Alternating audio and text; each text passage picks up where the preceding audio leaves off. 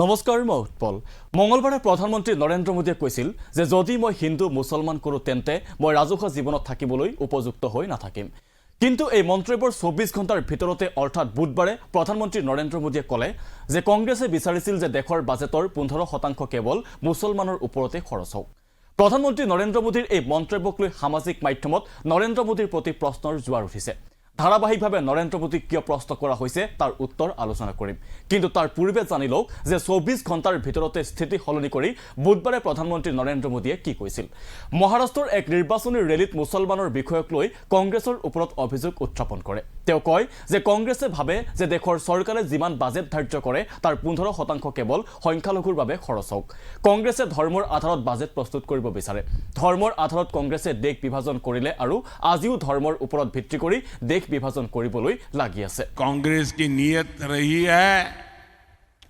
इसका बहुत बड़ा खुलासा आज मैं 140 करोड़ देशवासियों के सामने करना चाहता और भगवान राम की ये धरती है एक प्रकार से तो मुझे लगता है कि गंभीर विषय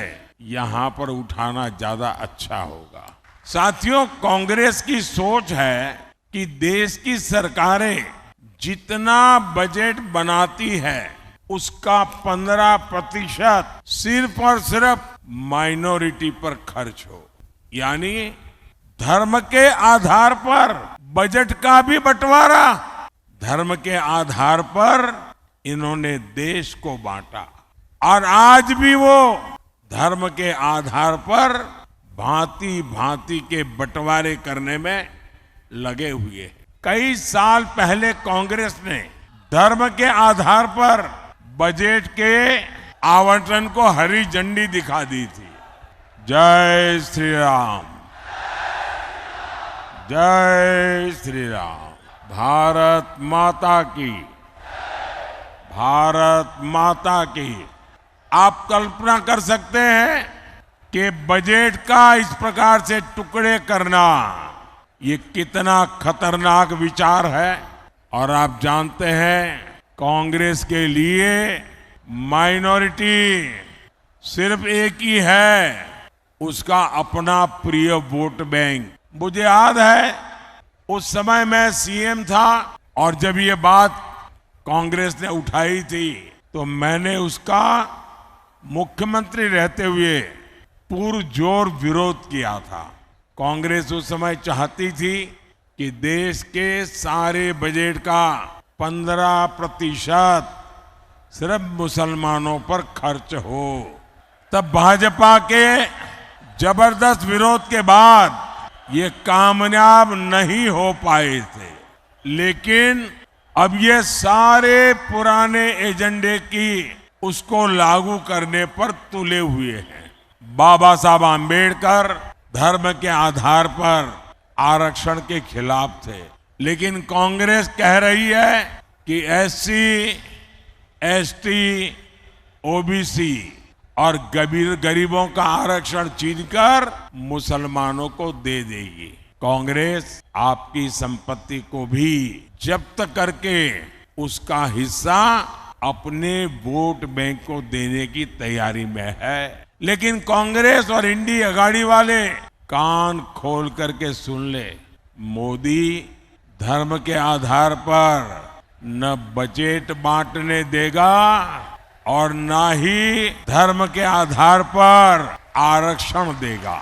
প্ৰধানমন্ত্ৰী মোদীয়ে কয় যে বহু বছৰৰ পূৰ্বে কংগ্ৰেছে ধৰ্মৰ ভিত্তিত বাজেট আবণ্টনৰ হেউজ সংকেত দিছিল এইদৰে বাজেট টুকুৰা টুকুৰ কৰাটো কিমান বিপজ্জনক আপুনি কল্পনা কৰিব নোৱাৰে কংগ্ৰেছৰ বাবে সংখ্যালঘু কেৱল এটা সম্প্ৰদায় হেয়া হৈছে তেওঁলোকৰ প্ৰিয় ভোট বেংক তাৰ পাছত মুছলমানৰ নাম লৈ প্ৰধানমন্ত্ৰী মোদীয়ে কয় যে মই যেতিয়া মুখ্যমন্ত্ৰী আছিলো তেতিয়া কংগ্ৰেছে এই বিষয়টো উত্থাপন কৰিছিল মই মুখ্যমন্ত্ৰী হৈ থাকোতে ইয়াৰ বিৰোধিতা কৰিছিল কংগ্ৰেছে বিচাৰিছিল যে দেশৰ বাজেটৰ 15% কেৱল মুছলমানৰ বাবে ব্যয় কৰা হোক বিজেপিৰ বিৰোধিতাৰ বাবে কংগ্ৰেছৰ এই পৰিকল্পনা সফল হ'ব পৰা নাছিল মোদীয়ে না ধৰ্মৰ ভিত্তিত বাজেট বিতৰণ কৰিবলৈ দিব না ধৰ্মৰ ভিত্তিত সংৰক্ষণ দিব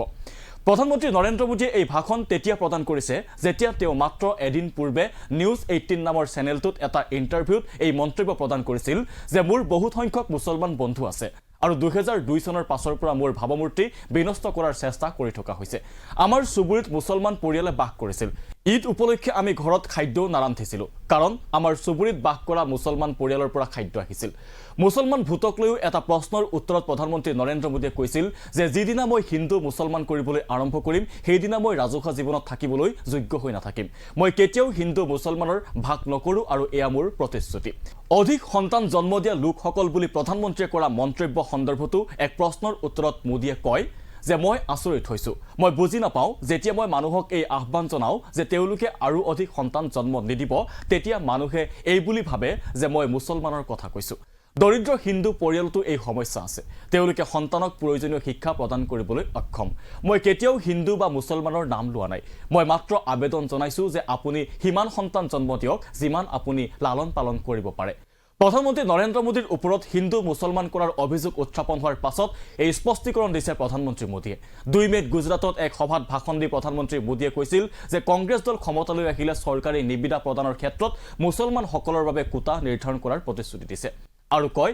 যে কংগ্ৰেছৰ স্তাহাৰখনৰ প্ৰতিটো বিন্দুতেই তুষ্টিকৰণ আৰু তুষ্টিকৰণেৰে ভৰি আছে।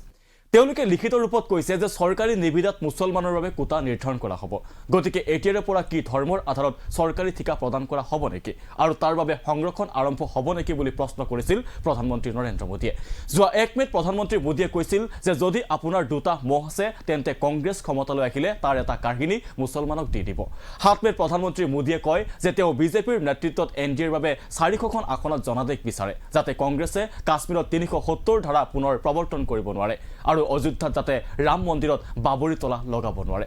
আনকি কংগ্ৰেছে দেশৰ সম্পদৰ ওপৰত প্ৰথম অধিকাৰ মুছলমানৰ বুলি ভাবে বুলিও মন্তব্য কৰিছিল নৰেন্দ্ৰ মোদীয়ে। কংগ্ৰেছে দেশৰ সম্পদ যিসকল লোকৰ সন্তান অধিক সেইসকল লোকক বিতৰণ কৰিব বুলিও চূড়ান্ত অসাংবিধানিক সাম্প্ৰদায়িক মন্তব্য কৰিছিল নৰেন্দ্ৰ মোদীয়ে। আনকি ইয়াৰ পৰা মহিলাসকলৰ মংগলসূত্ৰ বাছি নাযাব বুলি উল্লেখ কৰিছিল প্ৰধানমন্ত্ৰী মোদীয়ে। এনেদৰে ধাৰাবাহিকভাৱে হিন্দু মুছলমান কৰাৰ অভিযোগ কংগ্ৰেছৰ ওপৰত উত্থাপন কৰিছে নৰেন্দ্ৰ মোদীয়ে। আনফালে তেওঁ মন্তব্য কৰিছে যে যদি তেওঁ হিন্দু মুছলমান কৰে তেন্তে তেওঁ ৰাজহুৱা জীৱনত থাকিবলৈ যোগ্য হৈ নাথাকিব। बुधवार यार तीव्र प्रतिक्रिया प्रकाश करिছে कांग्रेस नेत्री प्रियंका गांधी। आज तो ये हद हो गई है कि कल प्रधानमंत्री जी ने बोला कि मेरे पहले के सारे बयान गलत थे। वो 10 सालों से राजनीति कर रहे हैं धर्म के आधार पर। हर चुनाव को हिंदू मुसलमान बनाते हैं कि नहीं बनाते हैं? बनाते हैं। कल ये कहते हैं कि मैंने कभी ऐसा नहीं किया कि अगर मैं ऐसा करता हूँ तो मैं इस पद को रखने के मैं लायक ही नहीं हूँ। तो 10 सालों से क्या कर रहे थे आप? मतलब या तो जो आप पहले कह रहे थे वो झूठ है